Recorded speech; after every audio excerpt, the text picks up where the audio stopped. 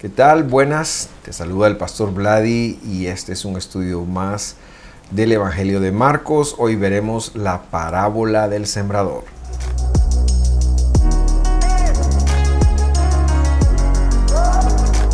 Bien, y la semana pasada veíamos un poco acerca del tema de Jesús y las acusaciones de que él era o expulsaba demonios por el príncipe de demonios Belcebú, un poquito de su interactuación con su familia.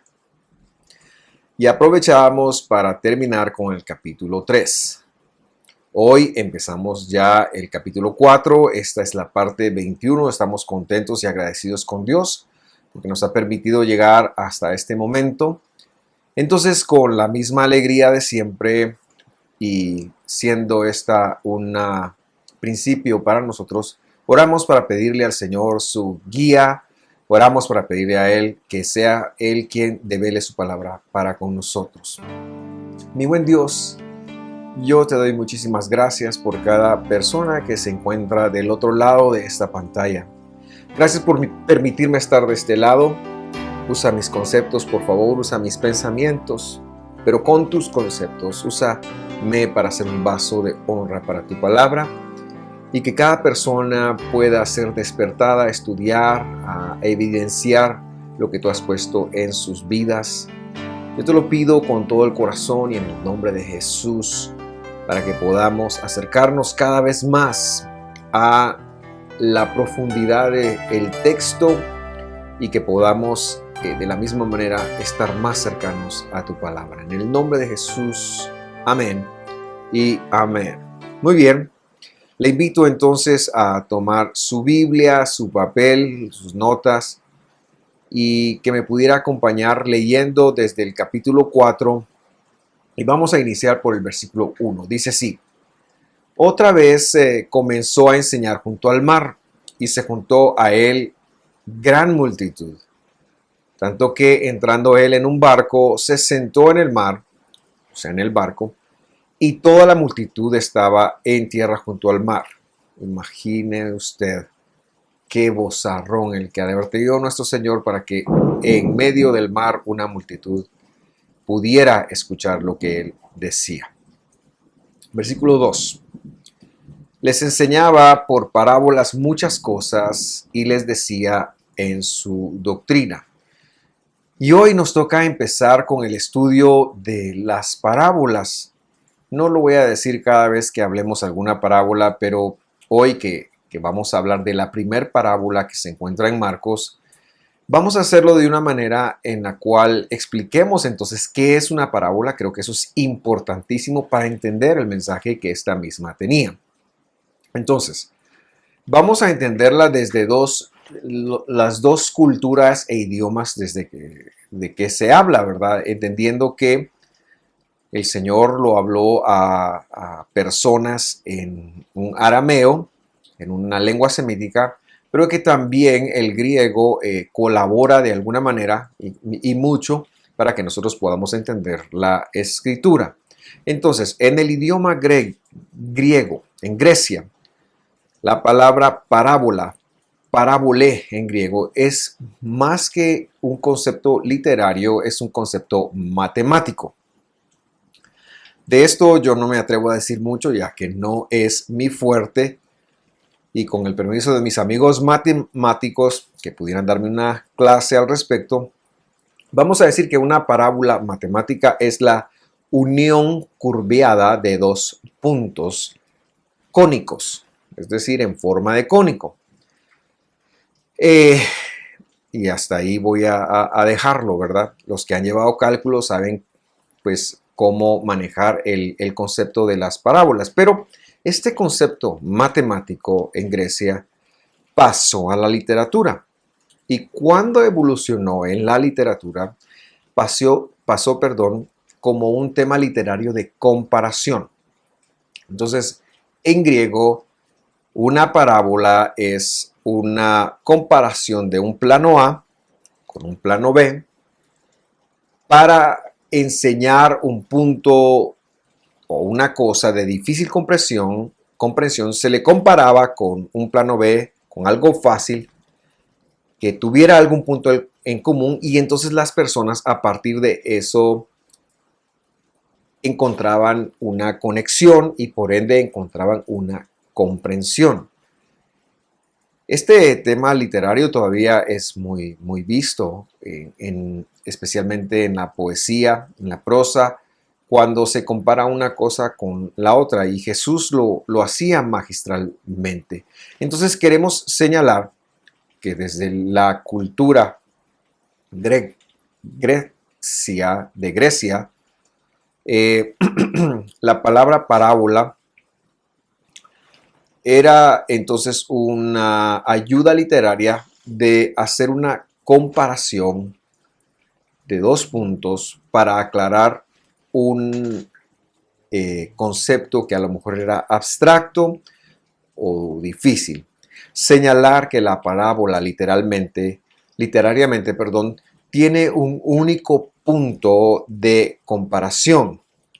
Y no, este término no se presta para la alegoría. Es decir, hoy en día se acostumbra a ver las parábolas del Señor con muchas alegorías, pero no. Tenemos que conectar cuando el Señor enseñó parábolas, que es un punto, es una enseñanza, algo muy fácil que sus interlocutores, que eran especialmente en Galilea, no eran los estudiosos del sur de Judea, sino eran personas que probablemente se dedicaban a la agricultura y a la pesca.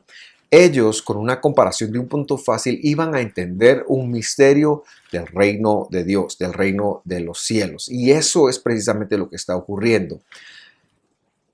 La parábola, entonces, no se presta para hacer un montón de alegorías de cosas que no están en el texto y que probablemente muchas personas podrían decir muchas cosas al respecto. La alegoría es otro género literario que también se usa en la Biblia, que sirve para enseñar, por supuesto. Les recuerdo el ejemplo de los árboles del campo palmearán, ¿verdad? Nunca hemos visto a un árbol palmear. Entonces está alegorizando con los árboles como que fueran personas. Pero la parábola es muy directa, muy concreta y tiene un único punto de comparación. Por lo tanto, más que andar alegorizando, repito, ha de entenderse como un relato literal, y de ese relato literal, aunque no sea verdadero, se obtiene la idea principal. Esto es en el lado griego. En el lado hebreo, que es como Jesús lo enseñó, también es vital entenderlo. La palabra mashal tiene dos significados. El primer significado es el de proverbio.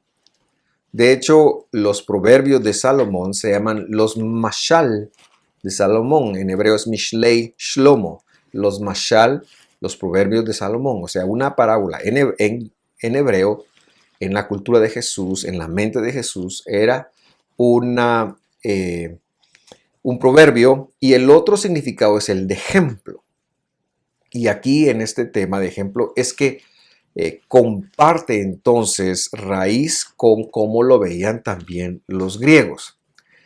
¿Por qué razón? Porque el mashal, proverbio o parábola, como queramos llamarle, tenía como objetivo dar un punto concreto de una enseñanza moral, teológica o profética. Hay una escritura en Jeremías 31, no la vamos a ver, pero dice ahí, ya no se dirá este mashal. Algunas versiones traducen dicho o parábola o refrán, pero en hebreo dice, ya no se dirá este mashal en este pueblo. Los padres comieron las uvas y los hijos tienen dentera. Eso es un mashal. Pero con esta comparación, entonces, con esta pequeña explicación de qué es una parábola, nosotros ahora queremos señalar o enfatizar algo que el doctor Joaquín Jeremías en su libro Las Parábolas de Jesús señala. Y él dice que Jesús compuso alrededor de 43 parábolas y que examinando la literatura hebrea de 100 años antes y 100 años después, nadie habló como él habló. Las parábolas que él compuso son una completa genialidad. Y es que a veces hay personas, hay escritores, hay en este caso teólogos, que de alguna manera construyen sobre las edificaciones de otras personas. Pero las parábolas de Jesús son una genialidad que solamente puede venir de Dios, porque no se encuentra algo parecido ni 100 años antes ni 100 años después en la literatura.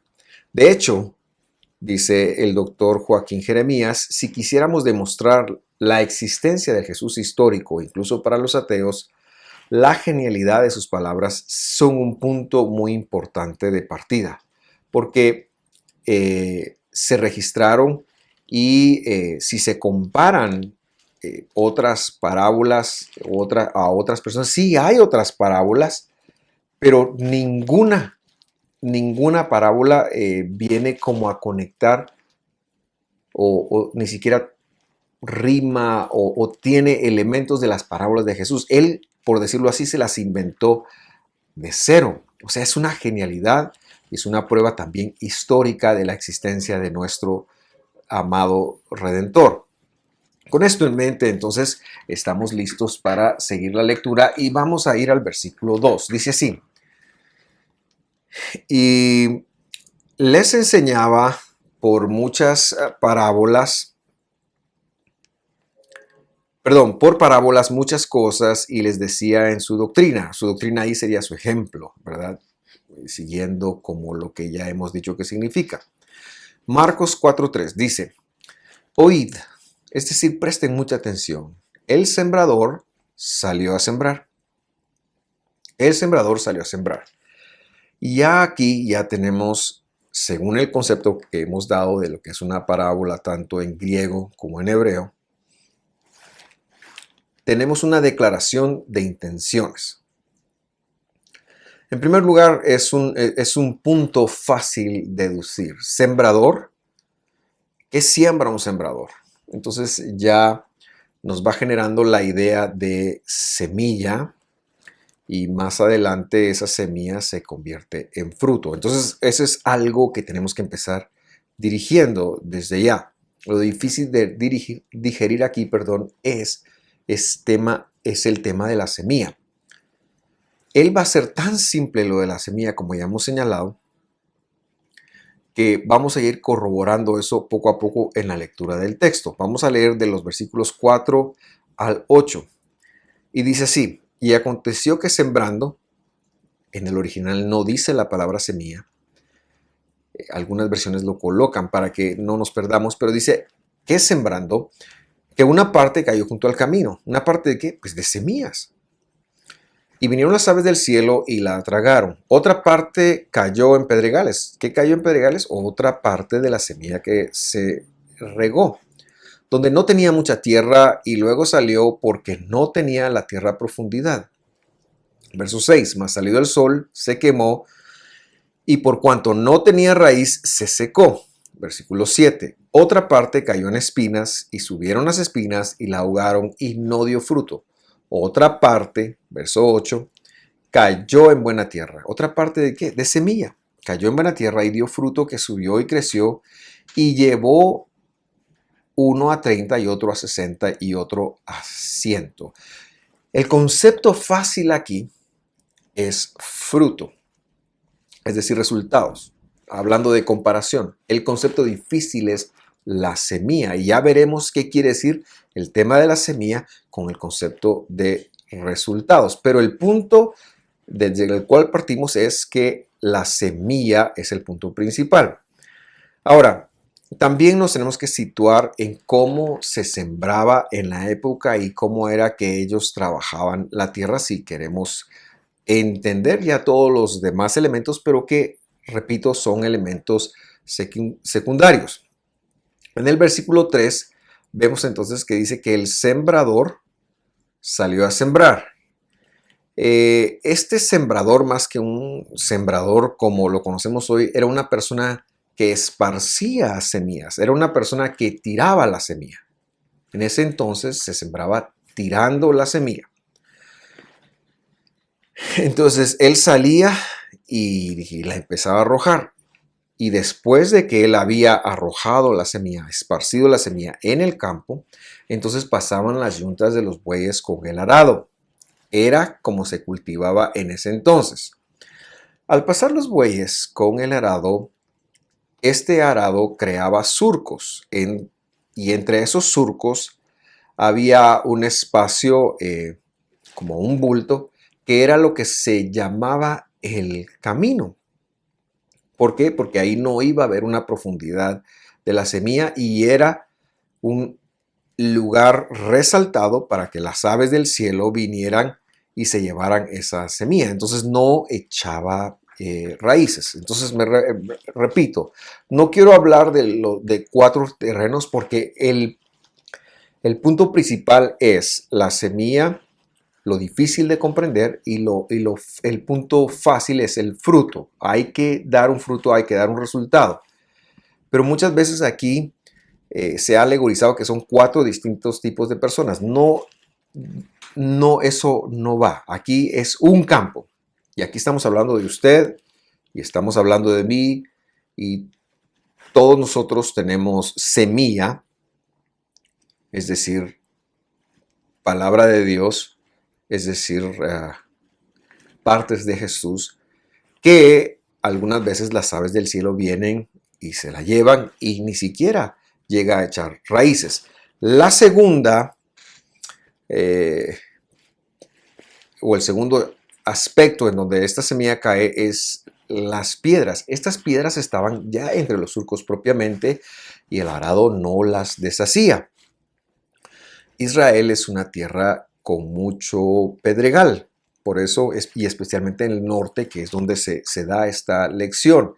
Y por eso es que es una genialidad lo que Jesús está enseñando aquí entonces, porque está tomando puntos que todo el mundo conoce que así es. Entonces ahí donde está, donde caía la semilla, ya dentro del surco, el lugar correcto, pero había una piedra y echaba raíces.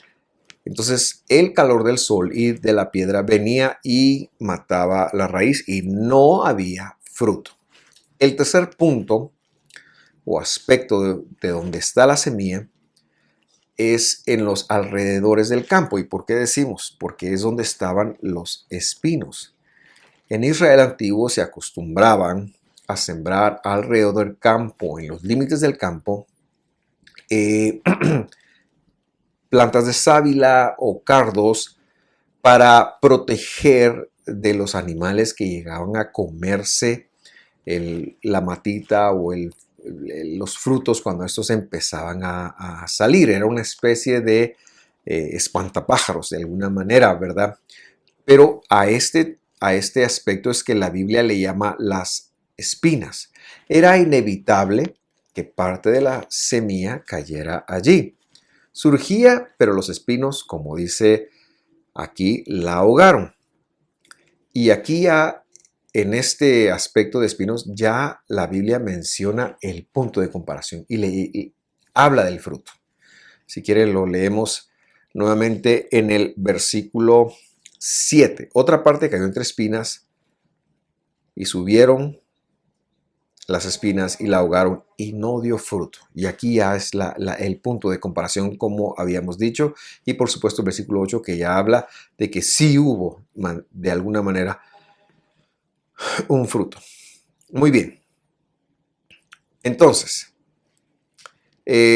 por último, como ya acabo de decir, la semilla cae en un lugar correcto, en un lugar bueno para que dé un fruto. Y a veces hay un esfuerzo de ese fruto que provoca el 30, el 60 o el 100% de cómo se sembró la semilla. Afirmamos entonces, o reafirmamos, porque ya lo dije, que no son 4 tipos de terreno. Es solo un terreno, es solo un campo. Es usted y soy yo. Y por ser la parábola un tipo de comparación, la pregunta que debemos hacernos y que estaba en la mente de los interlocutores del público de Jesús era, ¿dio o no fruto la semilla? Eso es lo más importante. Y el mensaje de la escritura de esta parábola tiene que ver con eso, porque la semilla es la misma clase de semilla. hay tres situaciones donde no da. Pero a mí me llama mucho la atención porque si nosotros hacemos un poquito de memoria histórica, tenemos que conectar que el público a quien Jesús le está hablando es un público que sí tiene una exposición a buscar a Dios. Es decir, no son gente que no va a la sinagoga, no son gente que no estudia, son gente que necesita que les hablen en este lenguaje, pero son personas que están deseosos, están esperando el reino de Dios. Y lo que él está diciendo a ellos es, no es suficiente que ustedes vayan a la sinagoga, no es suficiente que ustedes se lean tantos capítulos, que aprendan a leer, que aprendan a estudiar. Lo que él les está diciendo, señores, lo importante de exponerse al mundo espiritual es el fruto. Aquí lo más importante es el fruto. Si no damos fruto, lo demás no importa. Esto sigue siendo vigente hoy en día. Esto sigue siendo vigente hoy en día. El reclamo que el Señor está haciendo es que la semilla se está regando, pero hay personas que no están dando el fruto, que no están aprovechando la semilla. Y entonces nos tenemos que preguntar, ¿a qué fruto se refiere Jesús? Y debiera ser un punto de inflexión para nosotros, creyentes del siglo XXI, o de cuando estemos viendo esto, que hemos de preguntarnos si estamos dando fruto. Esa es la pregunta de Jesús. Esta gente no es neófita, esta gente no son los gentiles que están del otro lado, son gente del pueblo que Jesús les está diciendo que no están dando fruto. Y nosotros bien haríamos de imitar a los campesinos en ver cómo va el estado del fruto, solo que el fruto en nosotros es una introspección, es un análisis hacia adentro de cómo vamos. Para que podamos conectar cuál es el fruto, hablaremos que ese es el resultado, el fruto del que habla Jesús, es el resultado de la obra de Dios, de la obra del Espíritu en nosotros, especialmente lo que sucede cuando nosotros nos volvemos a Dios en el arrepentimiento. Por eso es que Juan el Bautista ya empezó con el mensaje: den frutos dignos de arrepentimiento. El Evangelio se encarga, entonces, y cuando digo Evangelio no me refiero a los cuatro únicos, a los cuatro Evangelios, sino me refiero al Nuevo Testamento como tal, como la revelación de la Torá. El mensaje del Evangelio nos dice esto.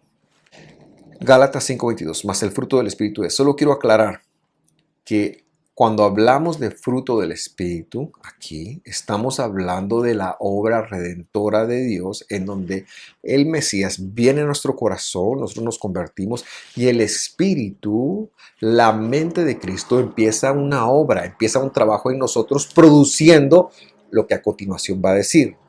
No estoy hablando de una experiencia sensorial, no estoy hablando de una experiencia subjetiva, estoy hablando de cosas que son tangibles y medibles y que es nuestra responsabilidad identificar cómo vamos, y si no vamos, tenemos que ver qué es lo que no estamos haciendo. Con esto en mente, leamos cuál es el resultado, cuáles son los resultados que Dios busca y que la salvación, si de verdad nosotros nos convertimos a Jesús, estaríamos exhibiendo. Estos son gozo, ¿verdad? Es amor, perdón. Yo ahora tengo amor, pero no cualquier amor, no un sentimiento de amor, sino amor como la Biblia lo enseña. Tengo gozo como la Biblia lo enseña. Tengo tolerancia como la Biblia me lo enseña y me lo pide. Tengo benignidad, bondad, fidelidad, y este es un fruto que no se puede falsear. Usted es fiel o no lo es. Usted es fiel a Dios en guardar su palabra. Usted es fiel a su congregación, a la congregación de Dios, a su iglesia, o no. Este no se puede falsear. O somos o no somos. Versículo 23. Mansedumbre, templanza. Dice, contra tales cosas no hay regulación, no hay ley, dice ahí. ¿Por qué? Porque es el resultado del trabajo de Dios en nuestra salvación y de nuestra rendición a Él. Versículo 24, Gálatas 5:24. Porque los que son del Mesías, dice, han colgado en el madero a la carne con sus afectos y con sus concupiscencias. Queridos hermanos, Dios está exigiendo que nosotros tengamos un trabajo que se llama colgar la carne, la naturaleza perdida, los deseos de este cuerpo corrupto y sus afectos y sus concupiscencias, colgarlas para matarlas. Y hay un deleite de Dios para la vida, pero como Dios lo está mandando. Versículo 25. Si vivimos por el Espíritu, es decir, por la salvación que Dios nos ha dado, andemos también por el Espíritu. Es decir, si recibimos la vida eterna por el Espíritu, cuando creímos en Jesús, es imperativo que nos conduzcamos de esa manera, que nos conduzcamos evidenciando esos resultados en nosotros. No solo se trata de cambiarse de religión, no se trata de que ahora me voy a llamar cristiano o evangélico o lo que sea. No se trata de eso, se trata de que vamos a exhibir esto. De eso se trata. Versículo 26. No seamos codiciosos de vanagloria, irritándose los unos a los otros, envidiándose los unos a los otros. Entonces yo señalo que esta porción es el punto de comparación ante el cual, como hijos de Dios, como escogidos de Dios, como salvos por Jesús, nosotros debiéramos de tener una comparativa en función de nuestro desempeño, no en el de nadie más, sino en función de su desempeño y el mío. Ese es el punto de reflexión que quiero hablar y es la comparación que quiero hacer.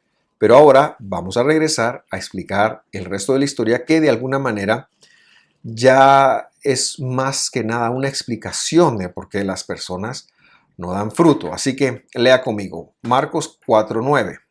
Entonces dice, les dijo, el que tiene oídos para oír, oiga. Cuando estuvo solo Jesús, esto fue a todo el mundo. El que tiene oídos para oír, que oiga, se lo dijo a todas las personas. Pero cuando estuvo solo, le preguntaron los que estaban cerca de él, con los 12, sobre la parábola. Quizás ellos no entendieron por ser pescadores, por ser cobradores de impuestos y hasta guerrilleros en su propio público. Pero el público de Jesús sí que lo entendió. Y ahí va a ver usted por qué decimos esto, versículo 11. Y les dijo, a ustedes les es dado saber el misterio del reino de Dios.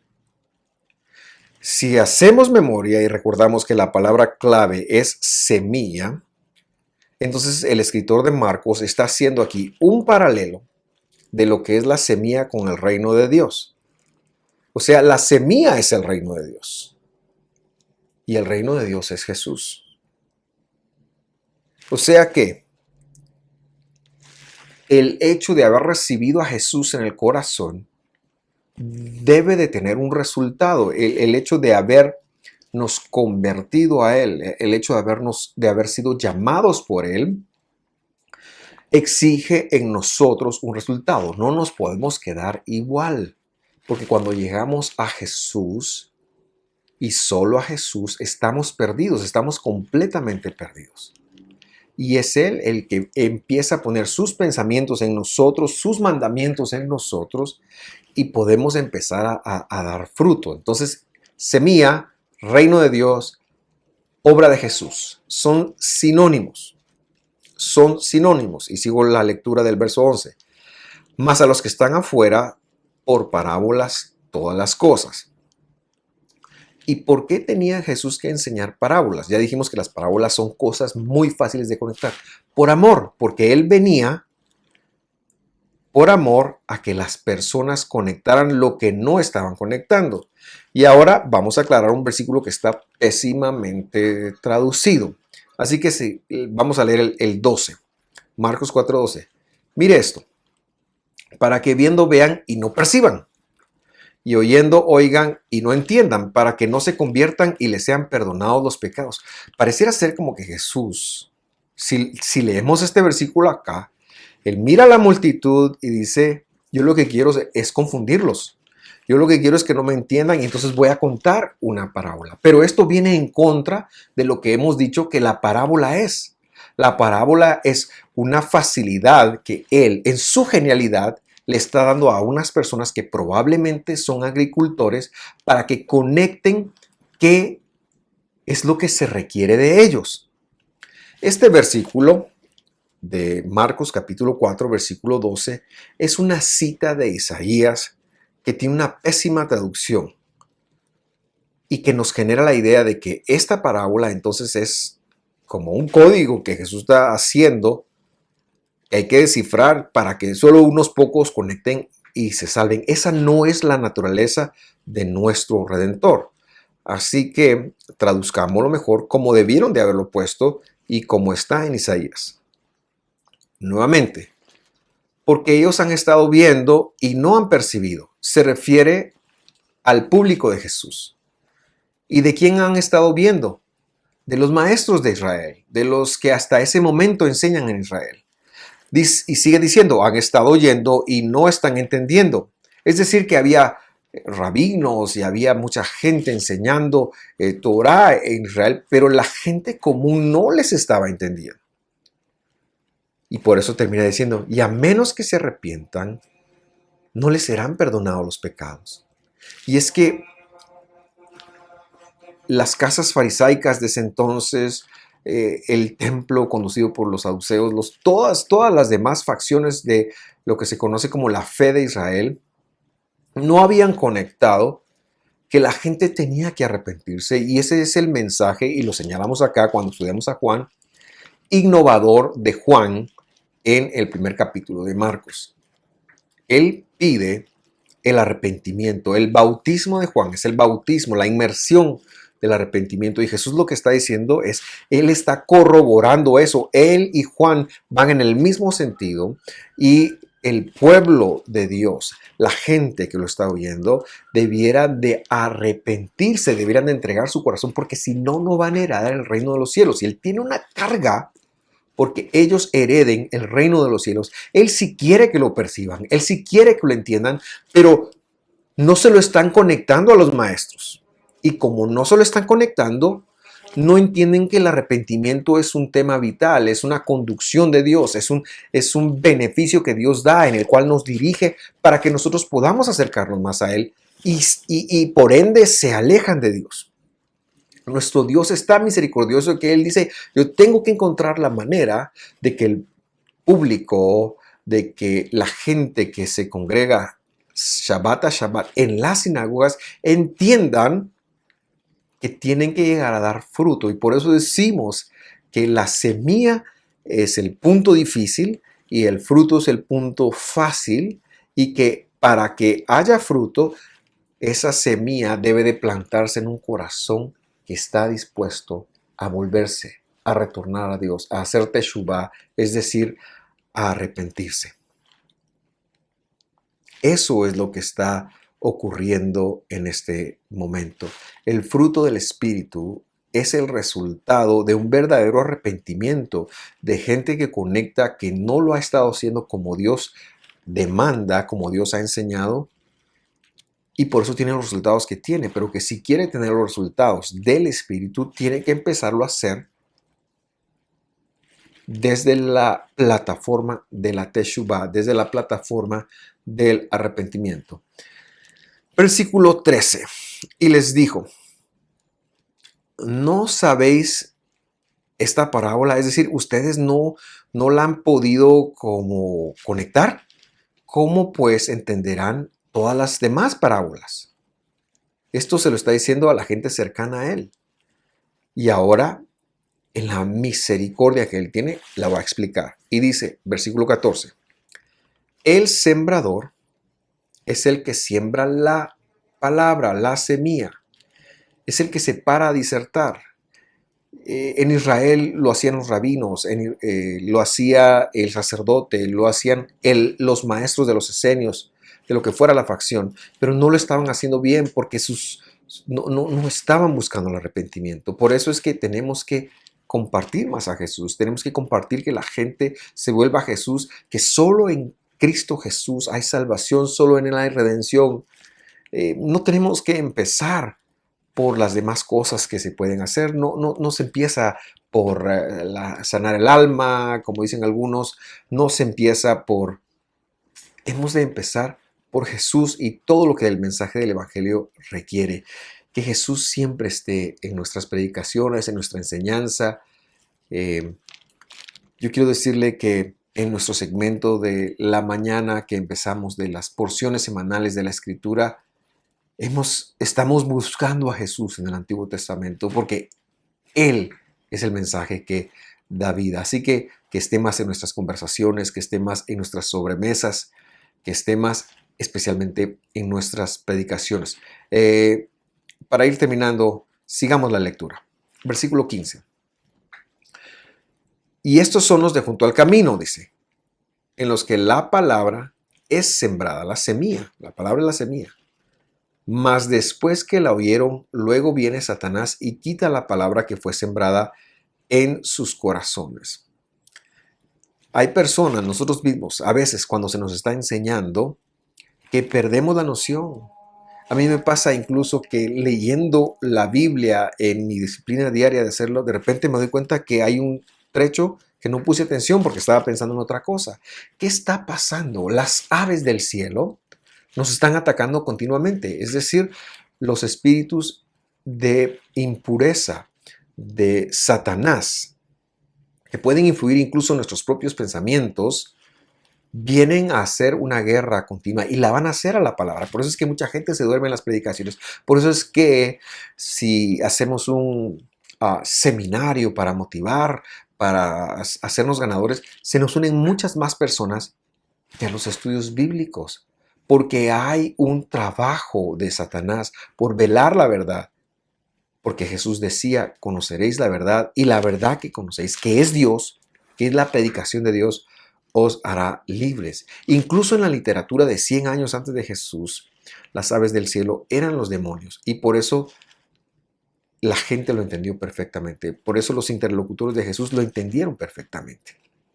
Entonces, debemos de entender que cuando nosotros querramos buscar a Dios, querramos buscar una palabra, querramos buscar la Escritura, el enemigo de nuestra vida está al acecho para hacernos olvidar, para distraernos, para robar, para que la información no llegue, porque él sabe que en nuestro corazón hay surcos donde puede robar, pero no lo hemos de dejar. Tenemos que pelear eso. Versículo 16.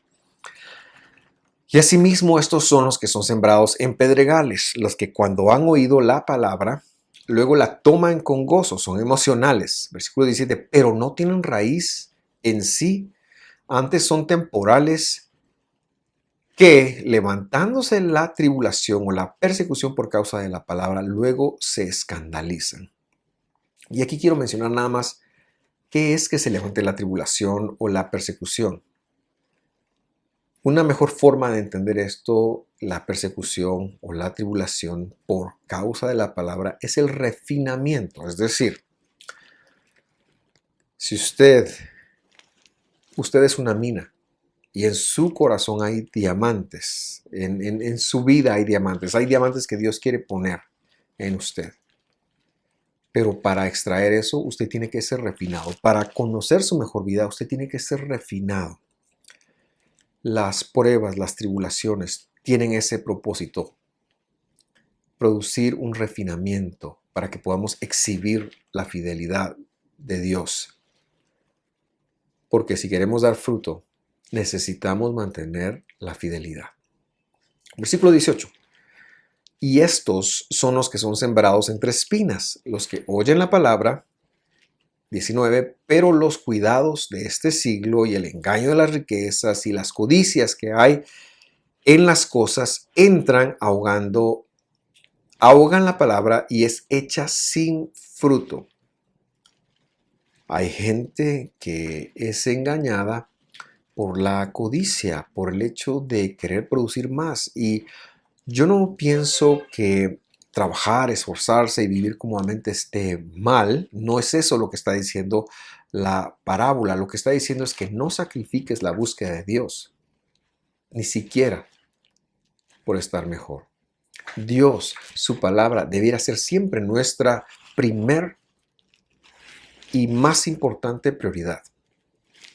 Y una vez teniéndose claro, por supuesto, tenemos que esforzarnos, por supuesto, tenemos que proponer, tenemos que ser astutos para negociar, pero lo que está diciendo es que si te afanas a costillas de el tiempo de Dios, si sacrificas el tiempo de Dios, si cuando Dios te empieza a bendecir, sacrificas el buscarlo, sacrificas la oración, sacrificas el venir a la congregación, no sacrifiques el venir a la congregación, no sacrifiques el buscar a Dios, el congregarte, no lo sacrifiques por tener más recursos, porque tu fruto se va a ahogar con el engaño de las riquezas. Y es que tener riquezas es agradable, pero no a costillas de que tu corazón, no rinda fruto.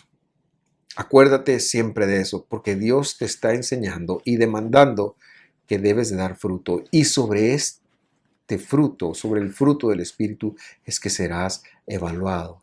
Sobre el fruto del Espíritu es que podrás comprobar tu salvación.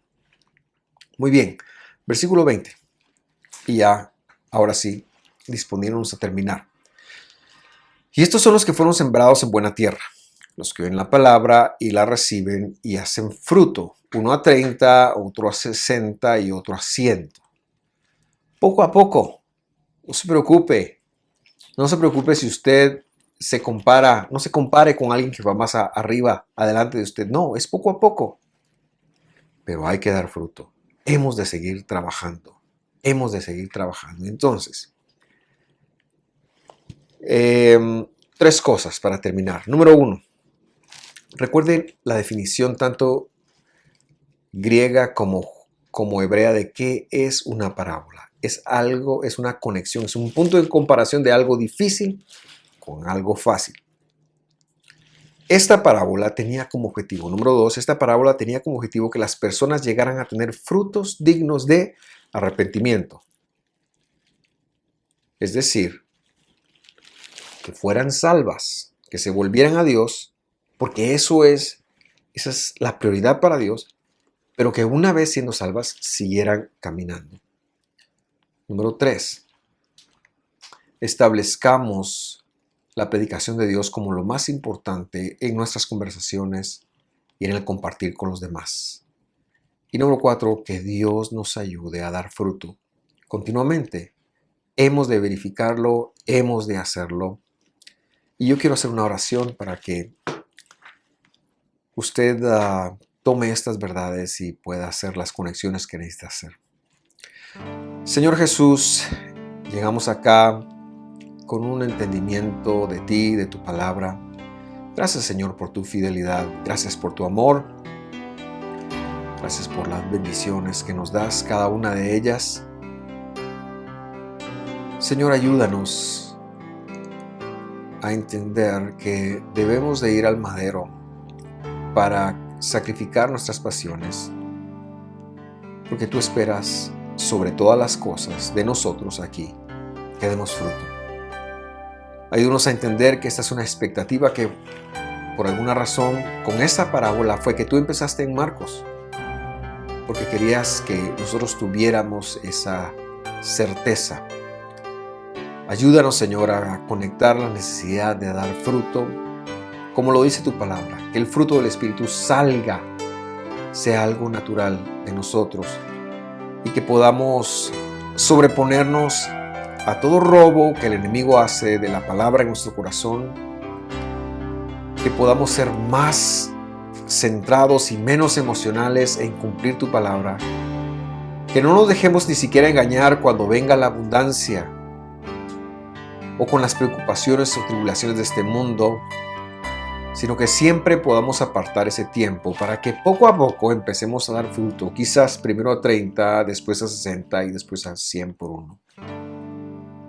Lo rogamos y lo pedimos porque sabemos que en el trabajar en esto vital reduciremos también aquellas cosas por las cuales hoy oramos con angustia. Es decir, viviremos más como tú eres y tendremos mejores respuestas.